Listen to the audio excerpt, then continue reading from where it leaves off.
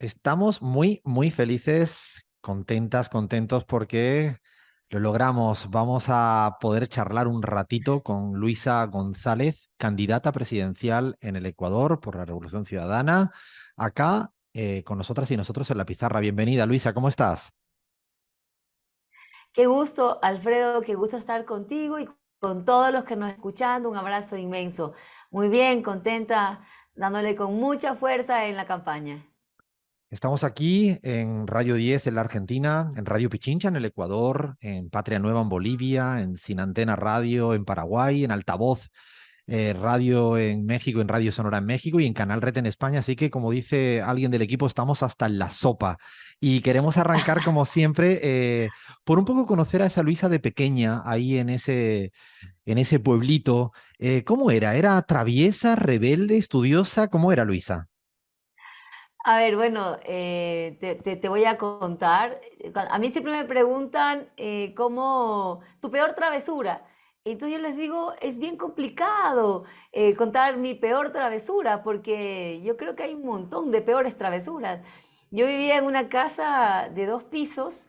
A los 2, 3 años me caí ventana abajo, caí en un alambre de púas, reboté al suelo, gracias a Dios caí en el alambre de púas, porque no me estampaba contra las piedras.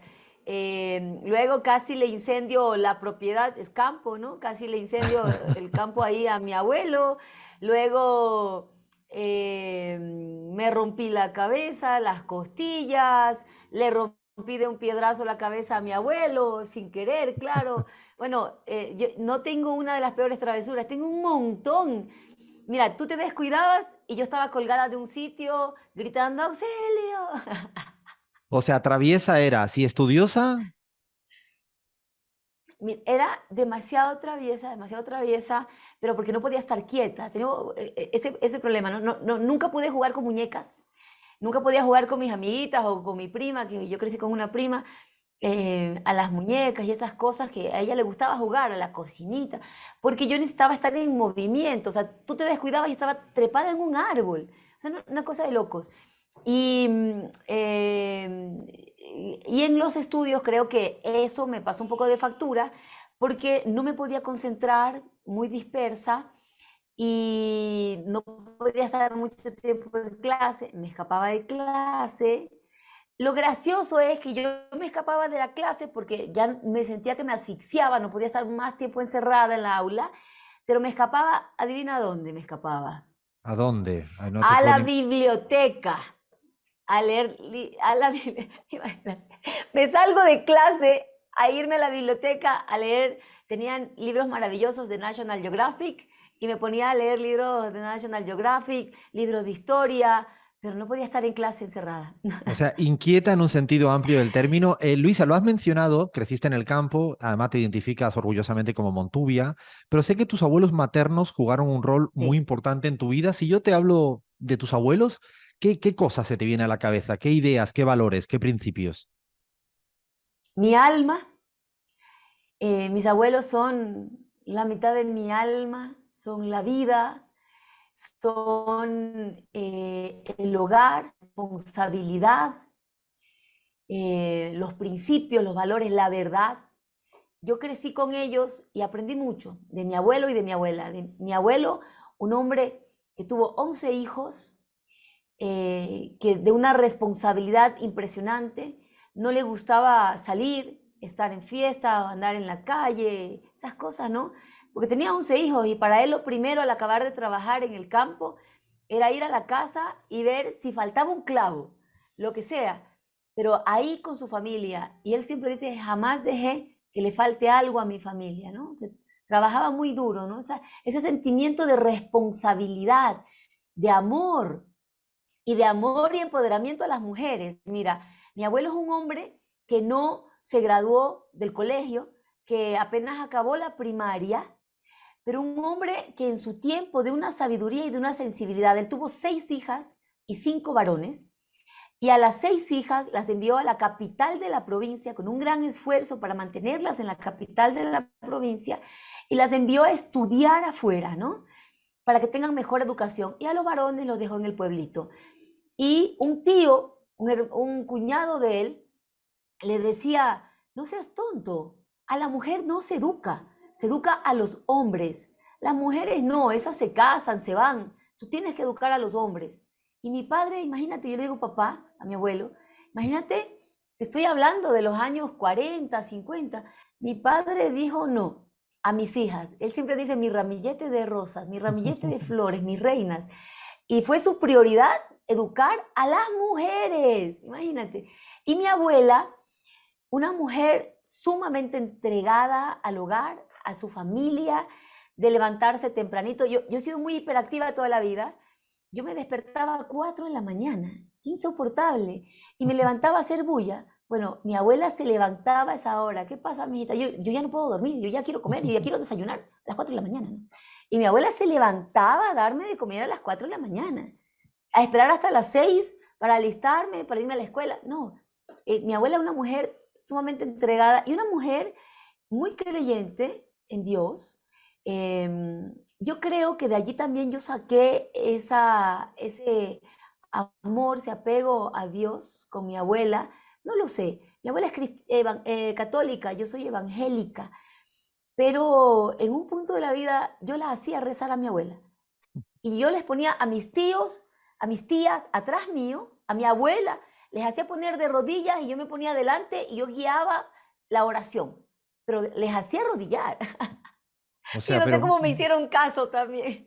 muchísima influencia, ¿no? Y además como un pilar fundamental Sí. en tu vida y todavía por la manera que tienes de hablarlo es como muy presente. Te quería preguntar, Luisa, en esa edad, ¿qué Están querías vivos, ser de ¿ah? Están mayor? vivos. Ah, están vivos, qué lindo, qué lindo. ¿Y Bueno, qué relación tienes con están ellos vivos ahora? ¿Te todavía, das sí. tiempo a llamarles, a hablar con ellos? Sí, yo siempre me he dado tiempo. Yo estoy a 5 horas de mi casa en Canuto, que es como se llama el pueblito. Em, yo me daba tiempo, imagínate, yo trabajaba con el presidente Correa, salía de la oficina a veces cuando él no estaba, teníamos gabinete itinerante y yo no iba, pues yo me iba a Canuto. Salía a 7 de la noche de Quito, llegaba ya a las 11, 12 de la noche, iba a dormir con ellos, con tal de dormir con ellos, de estar en la casa, de abrazarlos, de sentirlos. Hasta el día de hoy hago eso, ¿no? Trato de darme un tiempito de abrazarlos, de besarlos. Mi abuelo ha influido mucho.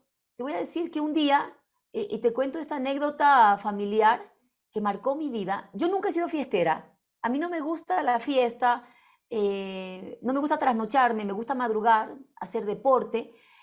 Pero hubo un mes en mi vida que coincidencialmente mi abuelo estaba en la casa en Quito y yo estaba saliendo ese mes casi todos los días. Entonces, de pronto, mi abuelo se le muere su hermana, la más querida de sus hermanas, y me dice, en lágrimas, ¿no? Y me dice, mijita, yo quiero que usted me prometa algo. ¿Yo qué me voy a imaginar? Y yo también viendo a mi padre llorando y le digo, cuando me digo padre es también mi abuelo, porque Ujú. tengo, yo crecí con él, y le digo, papá, lo que usted me pida yo se lo prometo. Prométame que va a dejar de salir a fiestas. ¿Tú puedes? Y yo así como, hoy. Y yo tenía como 24 años en ese momento quizás. Le cumplí. Me Ah, dijo, mijita, yo quiero que usted se dedique a estudiar, a trabajar, y yo quiero que usted triunfe en la vida, es todo lo que quiero. Y prométame que lo va a hacer. Le dije, papá, yo se lo prometo. Y dejé de salir. Nunca más lo hice, porque para mí una promesa es algo que tú tienes que cumplir. Tu palabra no puede romperse, y más aún la palabra que tú le das a tus padres, ¿no? Así que eso es. Y sí. yo creo que somos un producto también de la familia, del entorno, y por eso creo también que la política social en un país tiene que estar enfocada a cuidar la estabilidad, la seguridad de la familia. El trabajo es fundamental para que la familia se desarrolle bien y de forma sana. Y cuando yo hablo de trabajo, no hablo solo de una remuneración, es de la autoestima de las personas, es del sentirnos productivos, es de saber que estás llevando el pan a tu casa, pero que también tú eres productivo en la sociedad, que tu aporte contribuye hacer un país mejor.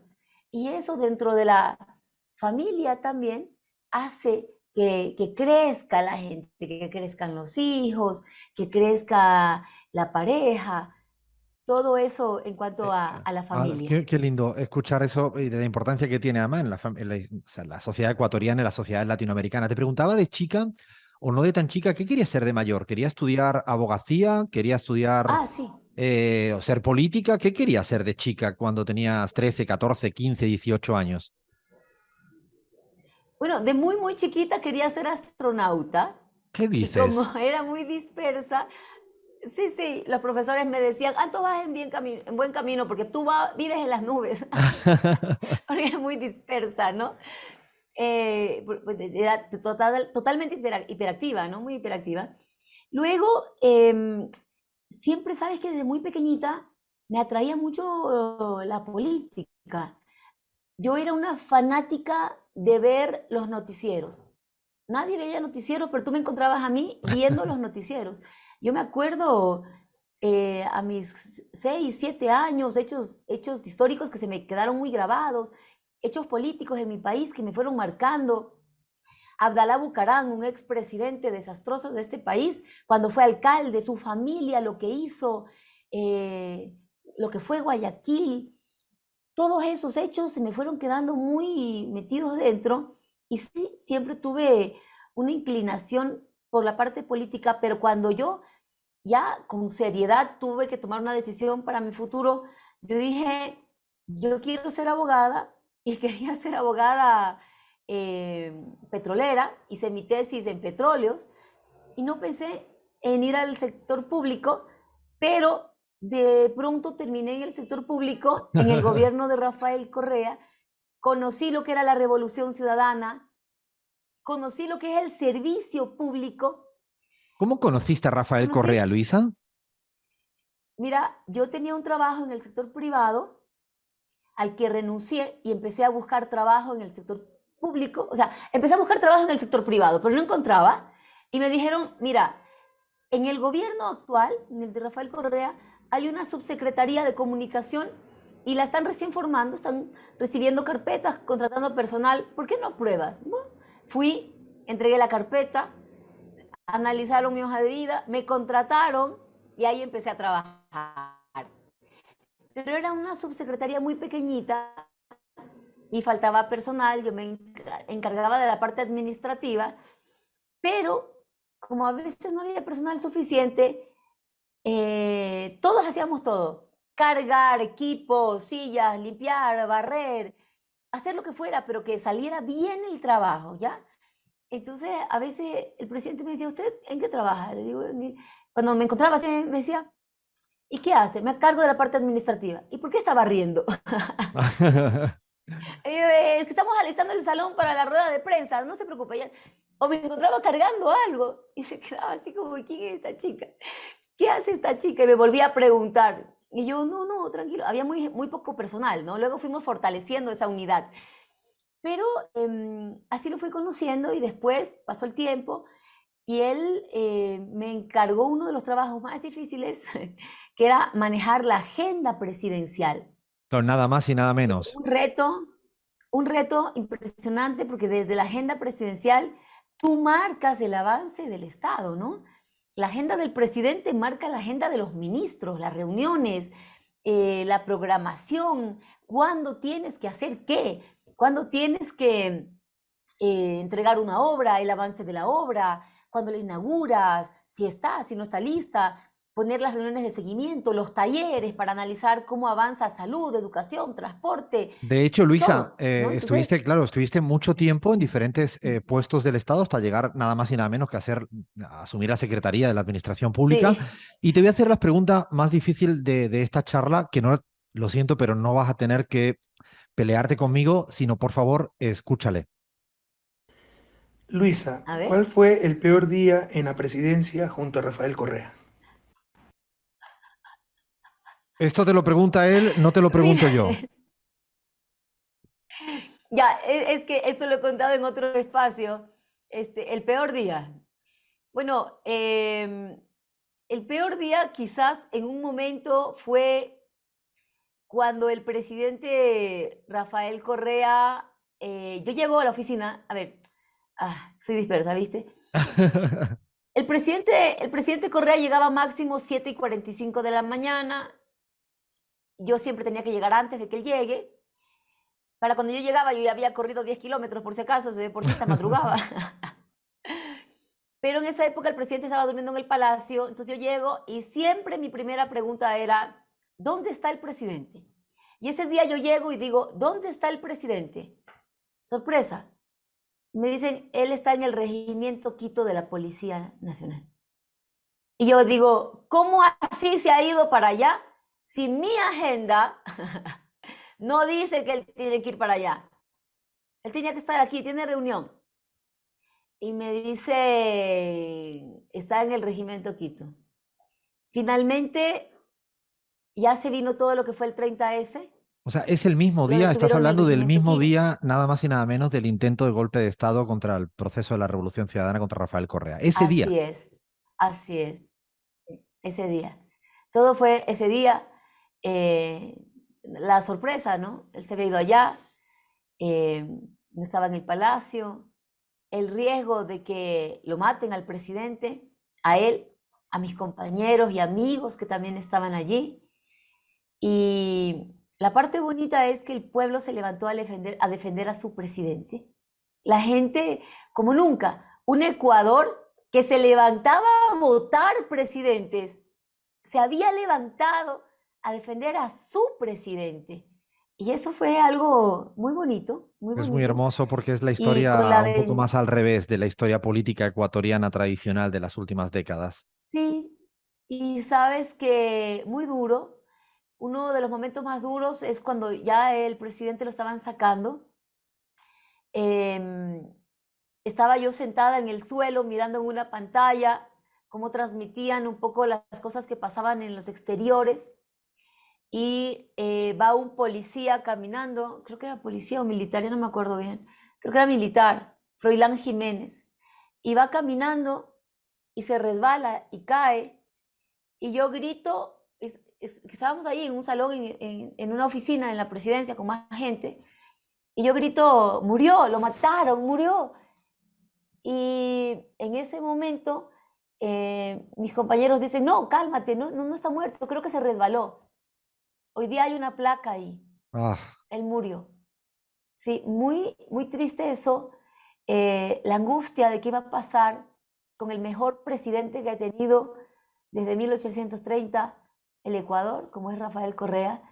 Llegó al palacio donde estábamos esperándolo, salió al balcón, saludó a su pueblo, pero si tú hubieras visto, yo no sé cómo contarte esto, pero si tú hubieras visto la cara de mis compañeros que venían con él, era una cara envejecida, una cara contraída, una cara dura por la angustia del momento que vivieron, de salir de la cárcel, bajar y ver los vehículos en los que había llegado el presidente Correa, vehículos con orificios del ancho de tu dedo, o sea, orificios de los disparos.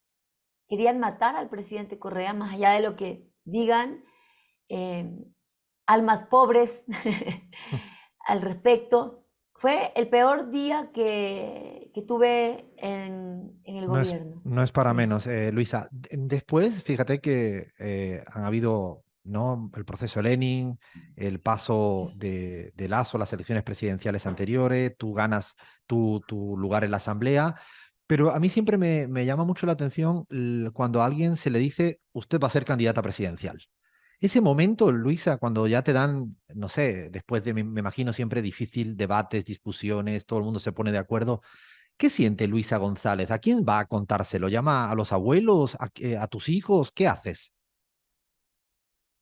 Bueno, en realidad, a ver, todo fue un proceso medio largo, ¿no?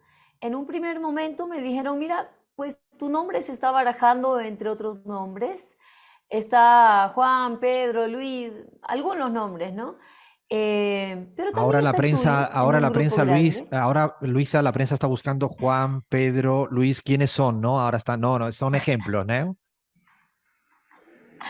Sí, son ejemplos, ¿no? O sea, lo mismo que pude haber dicho X, Y, Z, ¿no?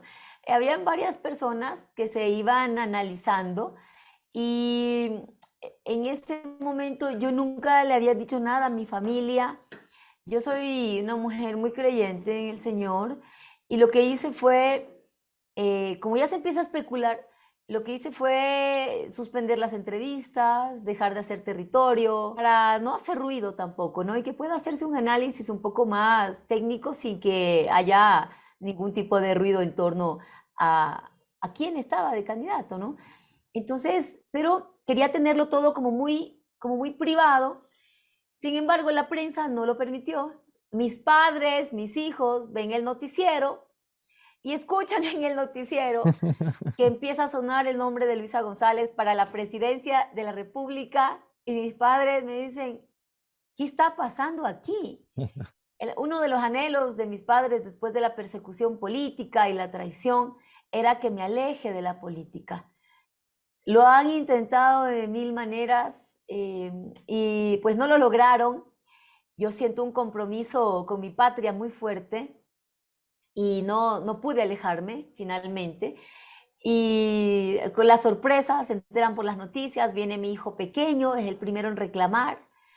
Me dice, acabo de ver con el tata, o sea, con su abuelito, las noticias y tú estás como candidata, esto no me gusta, esto no es posible, la privacidad, nosotros, el riesgo. Imagínate que un niño de 9 años analiza el riesgo O de sea, ser es tan candidata por la violencia fuerte en el el país. contexto de inseguridad y de violencia que también te quería preguntar Es, que hasta tu hijo de 9 años ¿sí? ya lo tiene en cuenta como variable. ¿Sí? Mi hijo de 9 años, una de las primeras cosas que le preocupó es la vida de su madre, la vida de ellos mismos, la familia, y me lo dijo, pones en riesgo a todos. Me dolió mucho. Y la privacidad. Mis hijos no quieren perder su privacidad. Mi familia, mi madre, mi padre, mis hermanos. Eso fue como un poco la preocupación. Y luego pues yo les dije, miren, yo sé cómo sacar adelante mi país. Y mi país está de rodillas. Y yo sé cómo ponerlo de pie. Hay que hacerlo por todos. Y fue lo que le hice entrar en razón a mi hijo pequeño. Y le dije, mira, mi amor, mamá sabe cómo ayudar a niños como tú, que hoy día no pueden ir a la escuela y tú sí puedes, que hoy día no tienen trabajo, que hoy día no tienen alimento, que tú sí tienes. Entonces hay que trabajar por ellos.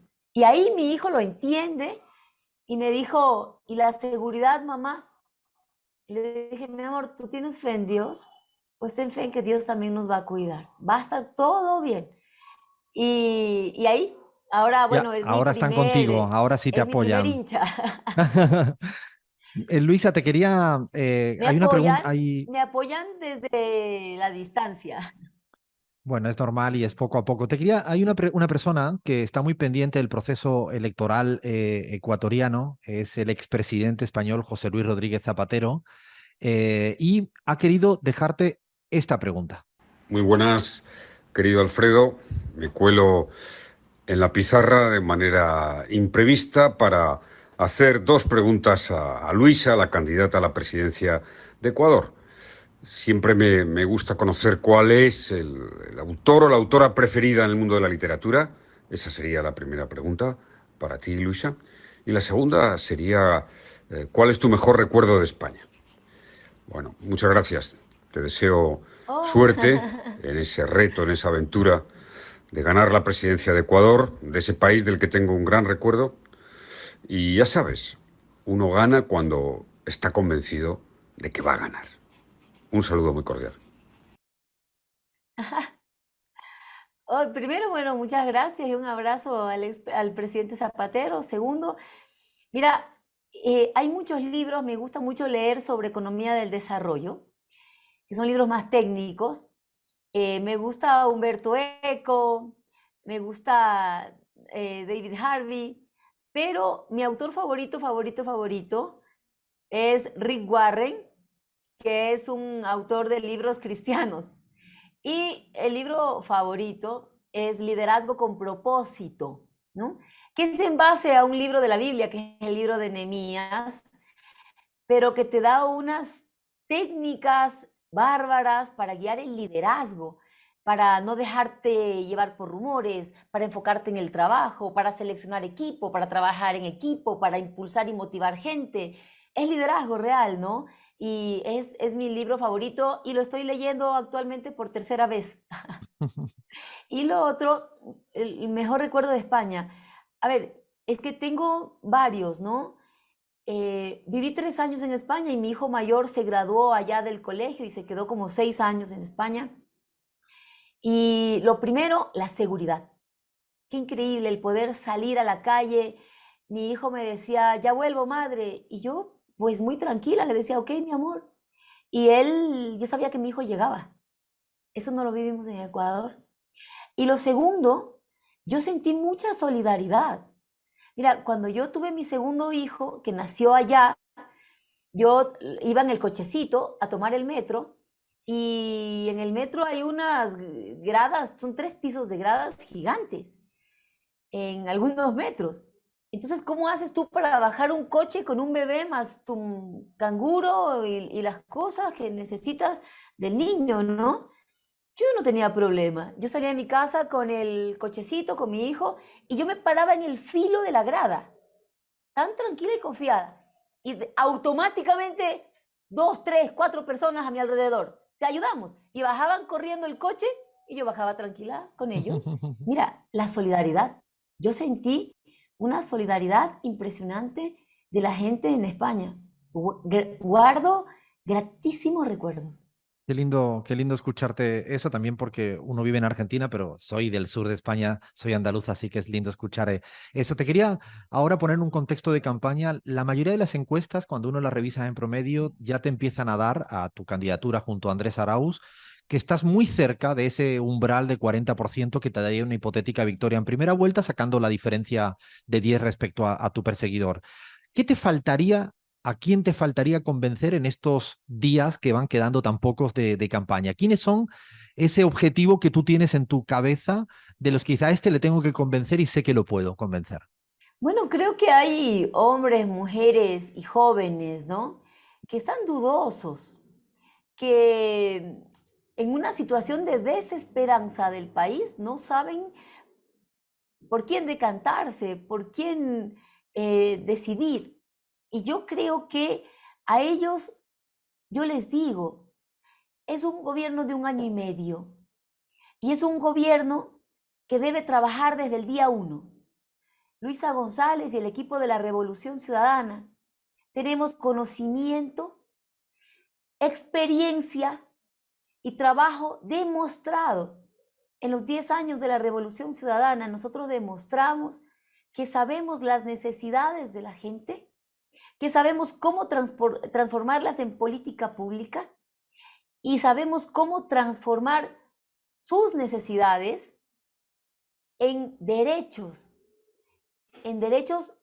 cumplidos: derecho a la salud, el derecho al empleo, el derecho a la educación pública de calidad gratuita, que haya medicina en los hospitales, que nadie se nos muera por pobre y sobre todo la seguridad, con mano dura y decisión, porque nosotros desarticulamos cerca de 4.000 bandas delictivas, apresamos a los líderes de las bandas más peligrosas y convertimos a Ecuador en el segundo país más seguro de Latinoamérica.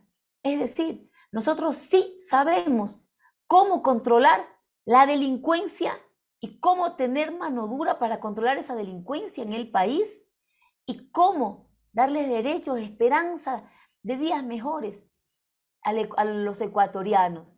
Y un punto fundamental, muchos salen haciendo TikToks porque es la onda, muchos salen ofreciendo cosas, pero eso lo tuvimos en la campaña anterior. Tuvimos un candidato que se vestía de viuda, andaba en patineta y sacó un buen porcentaje. Tuvimos los TikToks de Guillermo Lazo con zapatitos rojos y también ganó la presidencia. Y les ofreció todo lo que la gente quería oír, todo le ofreció, con tal de ganar. Pero no tenía conocimiento, no tenía experiencia de trabajo. 2 años después aún no sabe cómo manejar al Estado. No sabía cuáles son las necesidades de la población. No le importaba. Y hoy estamos frente a una situación similar, donde la ciudadanía tiene que escoger entre el nuevo Guillermo Lasso, el mismo Javier Herbas que andaba en patineta, el TikTok, el videíto bonito, o quien sí sabe trabajar por todos los ecuatorianos, porque indiscutiblemente antes estábamos mejor. Eso, y de hecho, cuando uno analiza todos los focus group, todas las encuestas, parece que no hay ninguna duda de que en estos tiempos de Lasso y de Lenín Moreno han sido un periplo muy complicado. Estamos a pocos días de las elecciones, Luisa. Ahora sí estamos sin tiempo y para terminar te voy a hacer preguntas muy cortas y estas que te voy a pedir respuesta casi a ¿Vale? la primera en una palabra casi. Un político o política actual que te gustaría tomarte algún día un café, que no sea del Ecuador. Que no sea del Ecuador. Ahí me la pusiste más difícil, O un líder pero tal internacional. vez, sí, sí, sí. Bueno, Cristina Fernández, Cristina que ha tenido que padecer tanto, incluso un intento de asesinato, ¿no? Sí. ¿A qué político no te gustaría verlo ni en pintura? Y ese sí puede ser del Ecuador.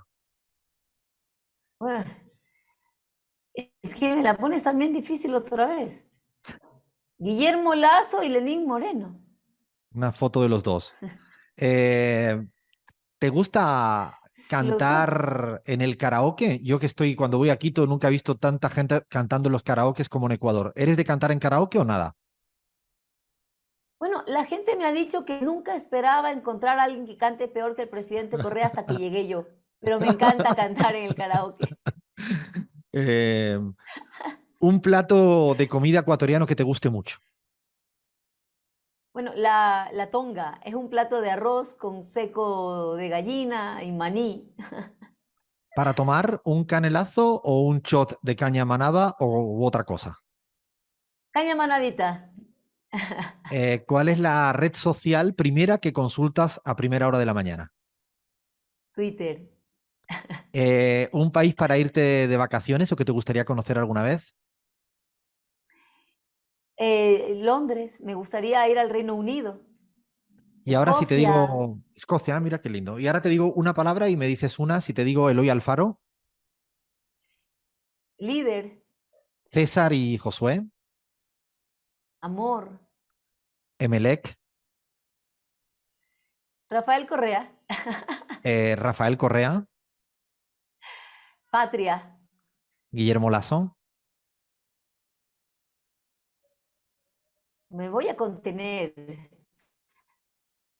delincuente, no pude. el Papa Eh, padre de una iglesia, y por último el Ecuador. amor. Bueno, mil gracias, Luisa González, por estar aquí con nosotros y con nosotras en la pizarra. Espero que te hayas sentido bien y mucha suerte para las elecciones presidenciales del día. Nada, estamos a la vuelta de la esquina. Sí, estamos a la vuelta de nada. Mira, mi patria necesita recomponerse, necesita paz, necesita amor, unidad, hermandad, esperanza. Le devolveremos la paz, le devolveremos el amor, le devolveremos la seguridad, le devolveremos la unidad a las familias. Eso es lo que nos jugamos. Vamos a devolverles esa patria de paz y de amor que crecía con esperanza, donde estábamos felices. Y la mayor preocupación en cuanto a delincuencia, ¿sabes cuál era? Era que te roben el celular. Eso era lo más grave que teníamos en el país. Ahora fíjate cómo estamos, pero devolveremos al Ecuador esa patria maravillosa. Gracias por este espacio, Alfredo, y te espero en Ecuador. Nos veremos pronto por allá. Un fuerte abrazo y mucha suerte.